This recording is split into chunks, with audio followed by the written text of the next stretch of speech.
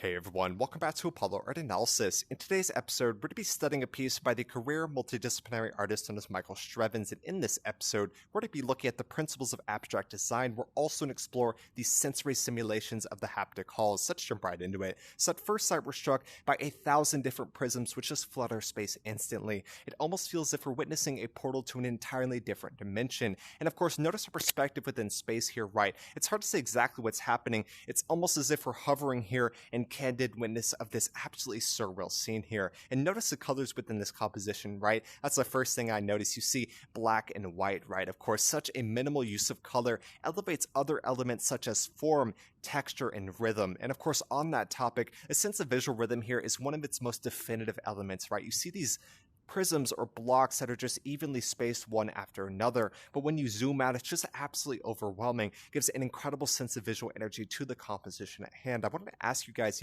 how do y'all feel when you view this piece? Of course, the setting of the scene appears to be a tunnel or a hall of some kind or another, right? Just like the title suggests. But despite this, we appear to be within a space of simulation in some kind or another. And of course, the use of blocks here, pretty interesting, right? Of course, they are prisms or blocks. You see this sense of the echo or translation downward that adds even more visual energy to the composition at hand. But despite this, they just flood the frame and of course add even more energy as well. And we see the subject, far within the right side of space here. Of course, it's hard to say exactly who or what that is, but the sheer size and scale of the scene just dwarfs that instantly, of course, almost to the point of drowning them out visually.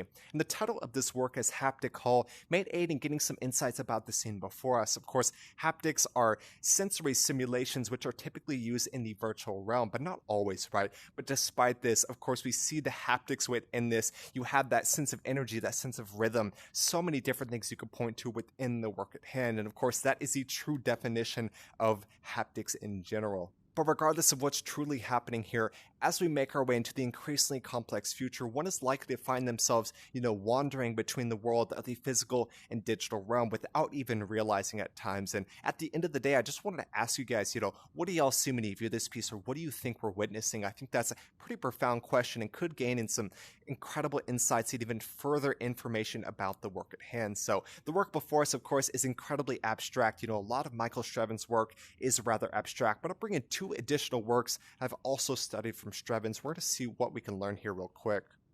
Alright, so I got two additional works, both of which I have studied in the past. Actually, the work on the left is the first piece that I ever discovered and studied from Strevens. So the three works here are the three works from Mike Strevens that are in the Apollo Art Archive. But the reason I brought these in is to just give some further insights about the original artist's style and method of creation. He talks about using, apps from the phone to the iPad, such as Glitch Lab, Visco, so many different apps that he used. And of course, it's not really traditional. When we think of traditional digital media, we typically refer to Adobe Photoshop or some kind or another. So it's pretty interesting to see how he uses kind of non-traditional programs to create these works. And of course, I believe he has over 100,000 followers on Instagram. So he is incredibly successful using those non-traditional medias. And of course, all three instances, we have that sense of the virtual, right? On the far right, we see what really reminds me of the retro 80s and gaming culture. Of course, the work in the middle appears to be a simulated space of some kind or another, almost like a dream, and the work on the left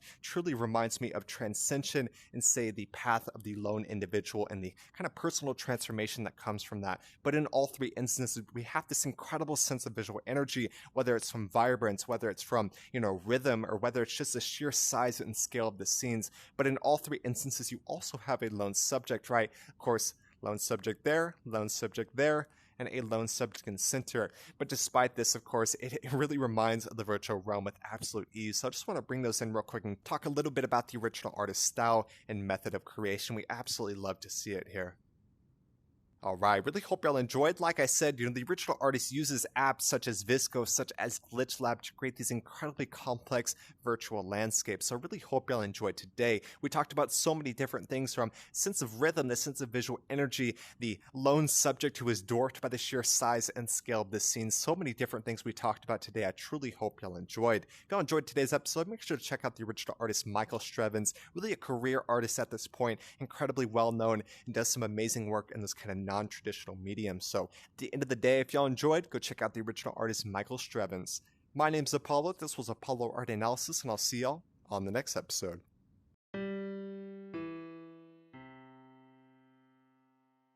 We hope you enjoyed today's episode. If you'd like to support our work directly, please check out our Apollo community tokens. Apollo Art Exchange is an ecosystem of art appreciation which elevates artists each and every day. Thanks for listening.